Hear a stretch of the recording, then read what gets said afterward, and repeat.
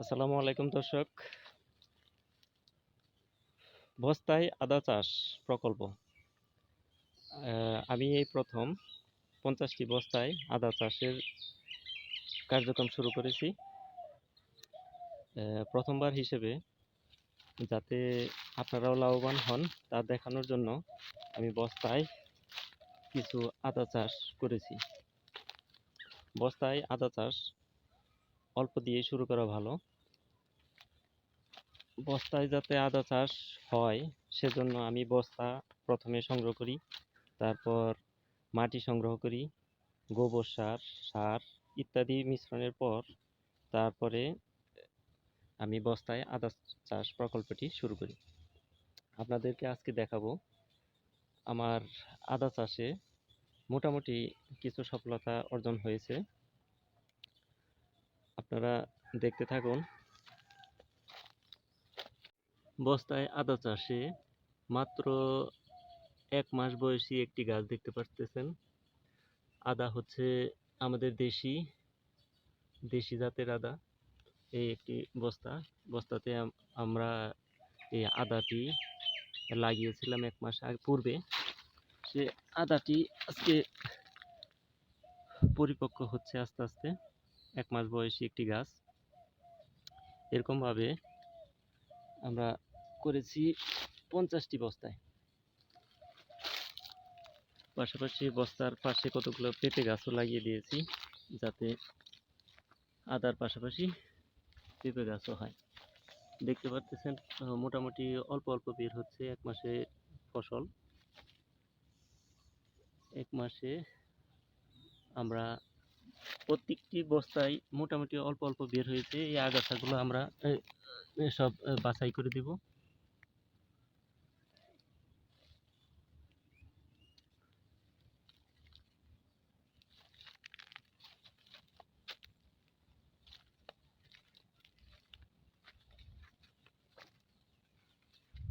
মোটামুটি 1 মাসে কিছু কিছু বের হচ্ছে প্রত্যেকটি গাছে। যে জায়গাতে কোনো কিছু জন্মায় না সেখানেই আমরা বস্তায় আদা চাষ প্রকল্পটি শুরু করেছি। 50টি বস্তা থেকে পরে 100টি লাগাবো, 100টি থেকে 200টি হবে। দেখতে পাচ্ছেন 50টি বস্তায় এই যে অল্প অল্প বের হচ্ছে। এরকম ভাবে বাড়ির আশেপাশে ছায়াযুক্ত জায়গায়, অর্ধ ছায়া জায়গায় আদা চাষের প্রকল্পটি শুরু করেছি। প্রতিটি বস্তায় মোটামুটি অল্প অল্প বের হচ্ছে।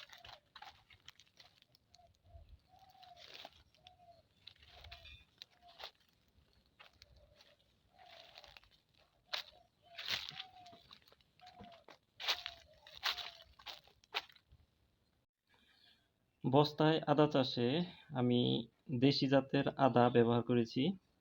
এখানে আপনারা দেখতে পারতেছেন এই আদা এই দিক দিয়ে ভেঙে আমরা এটা বোনানোর জন্য ব্যবহার করব। এই যে প্রত্যেকটি আদাতেই দেখতে পারতেছেন একটি করে চোখ রয়েছে। এই চোখগুলো প্রত্যেকটি উপযোগী আদা রোপণের জন্য। আমি যখন আদা রোপণ করি তখন এইভাবেই বস্তাতে দিয়ে দিই, যাতে করে কিছুদিনের মধ্যেই আদা গাছ বের হয়। আপনাদের তো একটু আগে দেখালাম 1 মাসের অঙ্কুরোদ্গম আদা। এটারও এই যে চোখ বের হচ্ছে, এটাও উপযোগী। এখন কথা হচ্ছে আদা চাষে মাটি হচ্ছে খুবই গুরুত্বপূর্ণ একটি জিনিস। আমি মাটির জন্য ব্যবহার করেছি প্রথমে 1 বছরের পুরাতন গোবর, তারপর ব্যবহার করেছি ধানের কাঠ ভাঙানো, ধানের কুড়াও ব্যবহার করতে পারেন, কিন্তু কাঠ ভাঙানো যে কাঠের গুঁড়িটা থাকে সেই কাঠের গুঁড়িটা ইউজ করেছি। তারপরে বালি ইউজ করেছি। তারপরে কিছু মাটি ইউজ করেছি। সর্বশেষে হচ্ছে সার। আমরা এখানে টিএসপি, ফসফেট, তারপরে ইউরিয়া বাদে পটাশ সমস্ত সার ব্যবহার করেছি। সারগুলা দিয়ে দিব সবার শেষে বস্তার মধ্যে মিশিয়ে। এখানে কিছু পটাশ সার, তারপরে ফসফেট সার, তারপরে আমরা আরও ব্যবহার করেছি গোবর সার। এগুলো অল্প অল্প পরিমাণে, একটি গাছের জন্য অল্প অল্প কিছু করলেই হবে।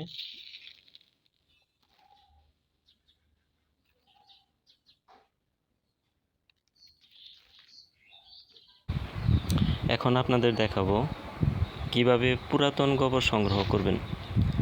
পুরাতন গোবর অবশ্যই 1 বছর পূর্বের হতে হবে, তাহলে ঝুরঝুরে এবং ভালো গোবরটি পাওয়া যাবে। এই গোবরটির পাশেই আমি নতুন গোবর রেখেছি, যাতে করে আপনারা বুঝতে পারেন নতুন গোবর মিশালে হবে না, কারণ এতে অনেক ময়েশ্চার থাকে, যা কিনা চারার জন্য অনেক ক্ষতিকর প্রভাব ফেলবে। এ কারণে আমরা পুরাতন গোবর ব্যবহার করব। পুরাতন গোবর অবশ্যই ঝুরঝুরে এবং ভালো হবে। এখন আপনাদেরকে দেখাবো কাঠের গুঁড়ি সংগ্রহ করা। আমি সমিল থেকে কাঠের গুঁড়ি ক্রয় করে নিয়ে এসেছি। কাঠের গুঁড়িও ঝরঝরে হতে হবে, কাঠের গুঁড়ি অবশ্যই মিশাতে হবে। এখন আপনাদের দেখাবো বালিও ভিজা হলে হবে না, শুকনো বালি দিতে হবে। শুকনো বালি পরিমাণে অল্প দিলেও যখন কিনা প্রচুর পরিমাণে বৃষ্টিপাত হবে তখন এটি কাজে লাগবে। আপনার পানি বস্তায় জমবে না বা স্যাঁতসেঁতে হবে না, চারার কোনো ক্ষতি করবে না। এই কারণে বালি ব্যবহার করা উত্তম। আমরা চারা রোপণের কিছুদিন এর মধ্যেই আপনার সার দিয়ে দিয়েছি। আর তাছাড়া এখন যেহেতু প্রচণ্ড গরম, কিছুদিন পরই সেচের ব্যবস্থা করে দিই। সেচ দিলে চারা অঙ্কুরোদ্গম ভালো হয় এবং চারার শিকড় গজাতে উত্তম হয়। বস্তায় আসলে অনেকে ভয় পান যে বস্তায় কি বেশি পানি দিব না কম পানি দিব। আসলে বস্তায় পানি ধরে রাখা যাবে না, নিচ দিয়ে ছিদ্র করে দিবেন যাতে পানি না জমে। আপনার প্রচুর বৃষ্টিপাতেও যেন বস্তায় পানি না জমে সেদিকে খেয়াল রাখবেন। আমি আমার বস্তায় প্রত্যেকটাই নিচে ছিদ্র আছে, তাই যতই পানি দিই কোনো সমস্যা নেই। আর তাছাড়া এখন প্রচণ্ড গরমে 2 দিন পরই সেচ দিতে হচ্ছে, যাতে করে আমার চারাগুলো তাড়াতাড়ি বাড়তে পারে। তাহলে দর্শক, আজকে এই পর্যন্তই। সাথে থাকবেন সবসময়। আসসালামু আলাইকুম।